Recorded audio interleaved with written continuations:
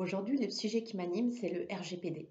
Eh bien oui, j'aime parler RGPD puisque selon moi, le 25 mai 2018, c'est la renaissance du RGPD. La loi informatique et liberté existait déjà, mais la CNIL a rectifié et clarifié le règlement général sur la protection des données personnelles. D'ailleurs, qu'est-ce qu'une donnée personnelle? Tout le monde le sait.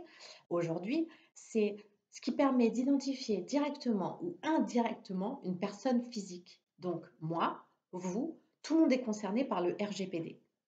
Et pourtant, depuis ce temps, le travail de grande conformité des entreprises a à peine débuté selon moi. Leur système de management n'est pas encore conforme et ceux qui l'ont fait de manière volontaire. On a d'abord priorisé les DPO et les outils de mise en conformité, mais face à la crise, on commence à parler de tracking. Et oui, toute cette collecte organisée et massive de données à caractère personnel sont concernées par la mise en conformité de leur système de management. Et beaucoup d'entreprises sont concernées.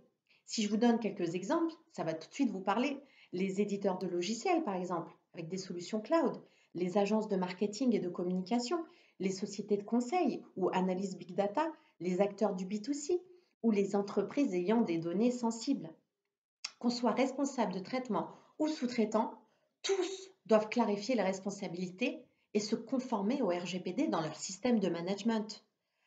Je tiens vraiment à souligner l'importance des femmes et leur rôle dans cette sensibilisation au RGPD. Parce que beaucoup en ont marre de parler du RGPD.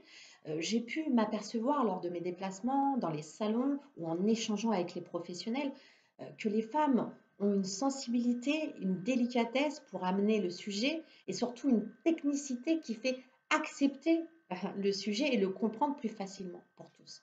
Donc je tenais vraiment à encourager les femmes dans le sujet RGPD à aller discuter quand elles sont consultantes de l'importance et d'avoir cette vision d'ensemble, que ce soit pour la personne, l'entreprise et l'outil de mise en conformité. Vraiment, les femmes ont un rôle important à jouer dans cette sensibilisation à RGPD. Vive le RGPD, vive la France. Au revoir.